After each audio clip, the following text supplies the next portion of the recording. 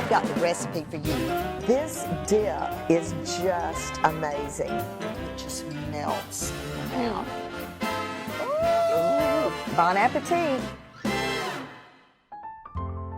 Hey everybody, I'm Vera Stewart and welcome to the VeryVera Show. You know, one of my favorite foods is chocolate, and just a couple of days ago we celebrated National Chocolate Chip Day. So I thought, wouldn't it be fun today to use chocolate in ways that you might not have ever thought of? So we're going to start with the breakfast braid. You know, everybody loves a yeast breakfast braid, but have you ever filled yours with chocolate? Well, we're going to do that today. And then for a main dish, what about a delicious stout stew? Beef stew with beer in it, but the secret ingredient is chocolate. And then finally, we all love creme brulee for dessert, but have you ever made one with chocolate? So we've got some really delicious recipes. Let's get started on that chocolate-filled braid.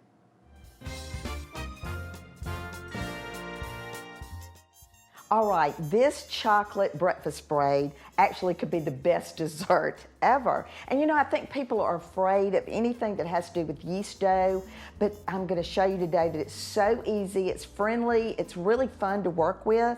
But if you could be with me right now, standing next to me, smelling this chocolate, it is fantastic. So we got that melted, and the best part about this induction cooktop is the fact that you can just let it simmer for the longest time, and then when you get ready to stir it, it's melted, it's just like velvet.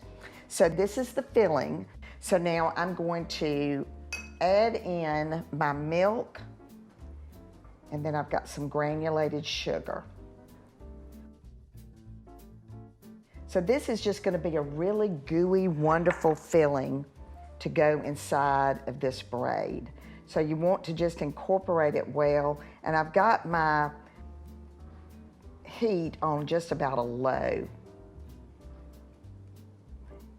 And it just is, and this is a semi-sweet, so as we'll learn in Vera's Corner today, there's so many different types of chocolate, and you'll just have to decide which one your family likes the most. If you're doing this for children, you might want to use just the milk chocolate chips, but I use the semi-sweet here.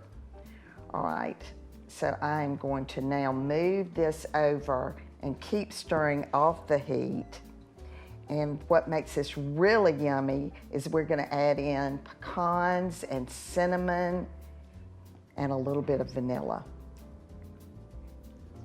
It's almost there. Okay, so the pecans and the cinnamon, let me mix those two together. Ooh, this is gonna be such a yummy filling. And you know, you don't have to put the pecans in either, but I really like the extra crunch with it. And then lastly, the vanilla. All right. Okay, so I made the yeast dough ahead, and here again, I learned this early on in my baking days about how to make sure that you don't overcook your liquids so that they're too hot and they kill the yeast, or that you don't have the sugar content just right. So on the dough, and isn't it beautiful?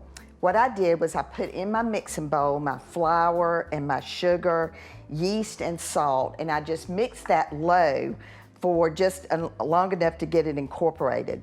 Then I went back to my cooktop and I heated my milk, butter, and water in with my 2 sticks of butter. And what you're looking for here is you want to let it cook long enough that you can just barely see the butter. Then you're gonna be at that 110 to 120 temperature that is just perfect for the yeast. So once you've got it to that point, go back over to your mixer with your pan, just pour that liquid into your dry ingredients, add your 2 eggs and beat it on low for about 30 seconds just to get it incorporated. Then turn that mixer up for about 3 minutes to really get it an elastic, wonderful dough. Then you're gonna turn that onto a floured board, knead all the remaining flour in, just work with it, get it going, and make sure that that is ready to go. So once you've done that, just put it in a bowl, sit it somewhere warm until it doubles in size, and that's where we are right now. So to make it easier to work with, I like to, for this recipe, you can actually get 4 braids out of it. So I'm gonna put a little bit of flour on my knife, and I'm just gonna divide this dough into 4 pieces.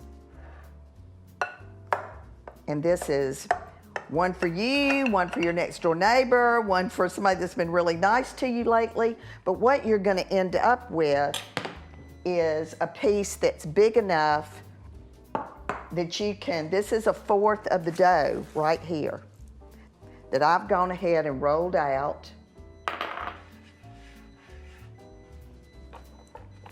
Okay, so I'm gonna get it just a little bit bigger.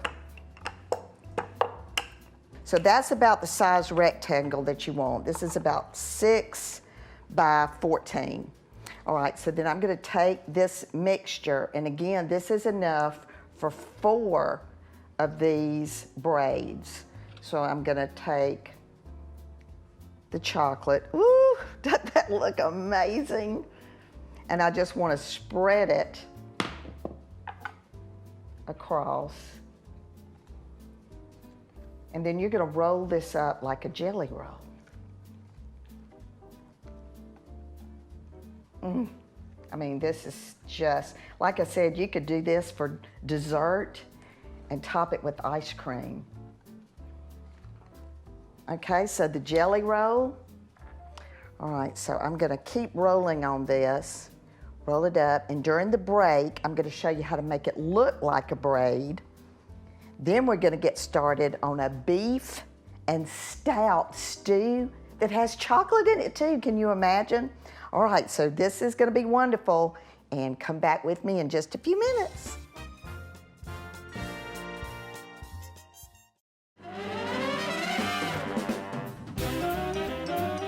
Welcome back, everybody, and I tell you, the smells in here today are unbelievable. So I was busy during the break. We got the jelly roll part of that braid done, rolled it up, and it just rolled up so well. And then once you're finished, just kind of squeeze it together, and then take a pair of kitchen shears, and you just want to make X's on the top with your scissors so that it actually resembles the fact that you braided it like hair. I then put it in my warming box. I actually love this feature of my triple stack in my kitchen. Put it on the proofing feature where it's gonna stay for about 15 minutes. Then it's gonna go in a 375-degree oven for about 15 to 20 minutes until it's nice and brown. Can't wait for that. You'll see it in the presentation. All right, so now we are starting on the beef and stout stew.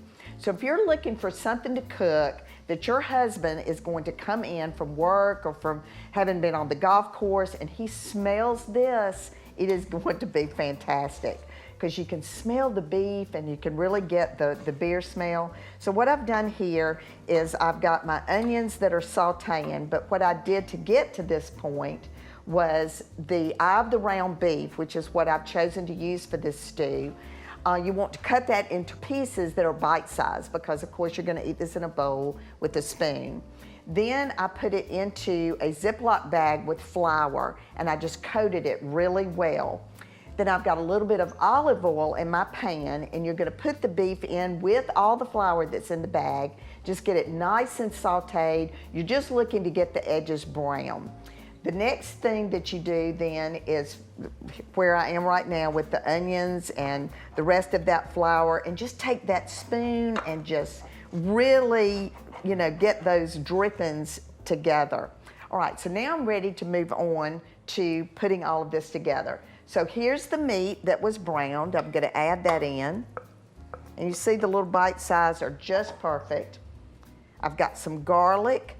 And I don't put that in with the onions when I'm doing this because it'll burn really easily, and then that's gonna kind of take over your flavor profile, and you don't want that to happen. All right, then I've got my carrots, and again, since this is a stew that you're eating with a spoon, you want to make your vegetables a proper size to be able to manage themselves on a spoon. All right, then I've got my raisins. See, aren't these flavors awesome? They're going in here really different. I've got some beef broth, about 2 cups of that.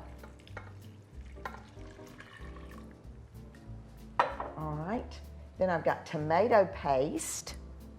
And you know, if you like a little bit more tomato flavor, it wouldn't hurt anything to add a little bit more of this if you liked. Caraway seed, which is amazing. And then, how about some Guinness beer? Stout beer to make this right. I'm doing a half a recipe, so I'm gonna use half of this can. And that's where the aroma is just fantastic. All right, so this is going to simmer on your stove for about 2 hours. You can get that meat really nice and, oh my goodness, just really nice and tender. But I went ahead and made a batch. So what I'm gonna do here is just take the thyme and the bay leaf out, which I'm gonna throw in over here.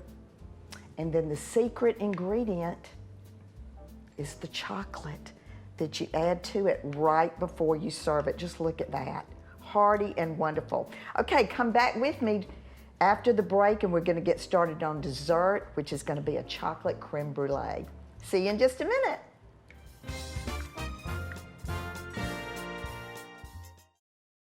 Vera's Corner is sponsored by TaxSlayer. It's your refund, go get it.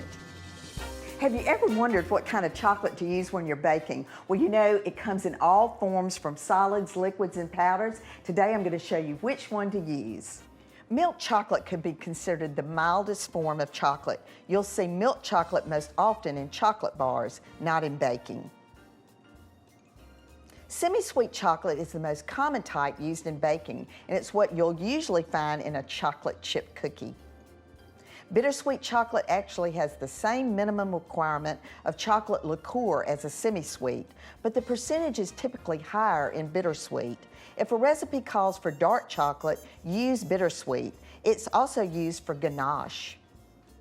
Unsweetened chocolate is pure chocolate liqueur with no added sugar. This is usually used in recipes with added sugar. White chocolate actually contains no chocolate at all, but higher quality white chocolate contains cocoa butter. Chocolate almond bark or melting chocolate generally contains cocoa, but it's most likely composed of ingredients like sugar, oils, milk, and whey powder. Melting chocolate is formulated specifically for dipping, molding, and coating without the need to temper the chocolate. Now that you know what kind of chocolate to use, it's time to get in the kitchen. Visit VeryVera.com for chocolate inspiration.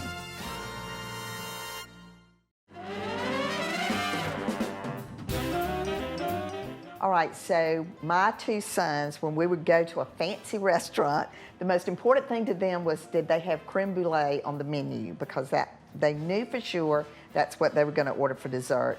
This recipe is so easy, and you know, you think that it's so fancy, and it is fancy, but it's not that hard to make. So the aroma here today we've had melted chocolate, we've had stout beer with chocolate, and now we've got a custard smell that is so comforting to me. This is heavy cream, half and half, and vanilla. And I've just brought that to a really high boil, let it get good and bubbly, and now it's cooling down. I'm gonna take it off the heat, bring it over, and now I'm gonna add my dark chocolate chips to this. And all you're doing here is just getting, this is just gonna melt as it stirs. And then I've also got granulated sugar. So it's just basically a custard.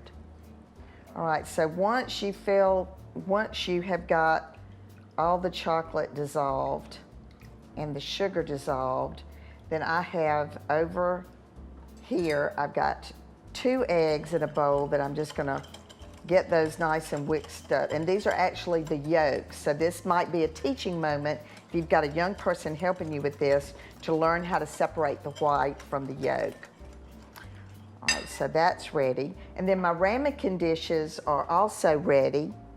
And I've got a casserole dish that I'm going to use to bake these in with water. So part of the process is to create that wonderful steam that kind of makes the baking of this, keeps everything moist. All right, so now I'm gonna add this mixture to the eggs. And you wanna go kind of slowly with this and whisk quickly because the liquid is hot and you don't wanna cook the egg while you're doing this.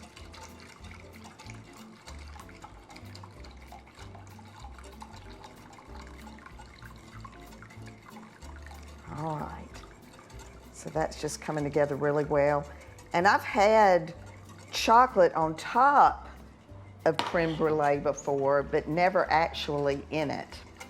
All right, so I've also prepared another pitcher with just a wire mesh strainer or sieve, and I'm going to run this through there. This will get any bits of the egg that might have gotten cooked while I did it.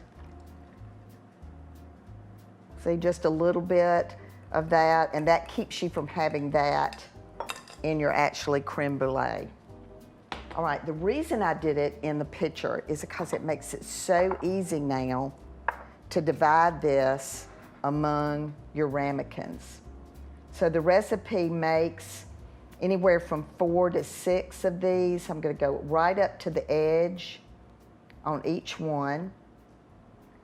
And then I preheated my oven.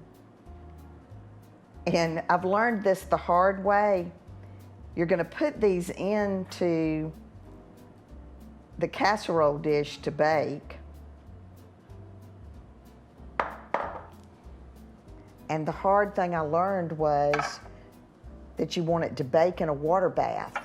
And so I've always tried to pour the water in and then manage myself over to the stove without sloshing that water everywhere. So when I get ready to put it in, I'm gonna put it in and actually pour the water in once I get it into the oven. Okay, so lastly, one of the things that you can do is you can get this crispy under your broiler. But if you've got your dandy 20% off coupon from Bed Bath & Beyond, you can order one of these torches to actually do that with the sugar on top. All right, so we're gonna get everything ready for presentation, and then we've got a fabulous giveaway today. So come back with us in just a few minutes. I'm gonna get this in the oven.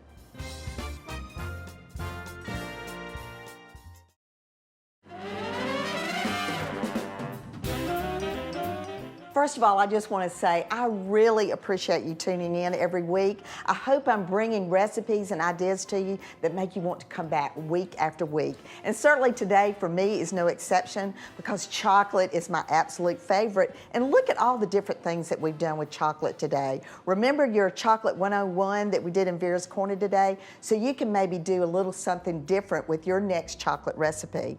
All right, so I have got the blowtorch ready and the creme brulees just turned out beautiful. And what you're doing is you're just putting sugar on top and then taking it and just kind of shaking it about. And then we're going to take this torch and we're going to make a nice crust on top. It's just going to caramelize that sugar. See how it's just turning it brown? And this is the last thing that you do so that you've got a really nice, crispy crust on that creme brulee to serve it. Your family and your guests will be so impressed. All right, now look at this stew. Unbelievable. And see how beautiful the color is now that you've added that dark chocolate. And I mean, the aroma is fantastic. Just a couple of pieces of nice hearty bread with that. It's a meal in itself. Raspberries. I'm going to scoot back over here now that this cooled just a little bit. We're going to garnish that creme brulee with a few little raspberries there. And then how about the chocolate braid? Unbelievable. It's so nice and gooey. I've just got to pick up one of them. It is fantastic. The yeast is great. It has just enough filling to make it unbelievable. And you know, what better thing to serve with something like this than a cup of nice hot coffee. And this is Watch Standard. This is from a local company right here in Augusta, Eubora Coffee, and they ship nationwide. And they are our giveaway today. And we are so excited. They have been extremely generous.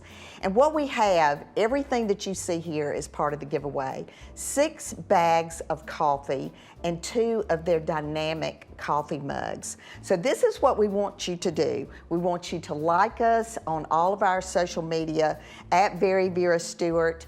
On Facebook and Instagram. We would love for you to tell us if you've made one of the recipes. We'd love to hear where you watch the show, any comment that you can give us. So if you do something, take a picture and tag us. But remember, no matter what you do, do it in good taste. I hope you'll come back with me next week. To see what's cooking with the VeryVera Show, follow us on Facebook and Instagram and on Cottage Ketchup.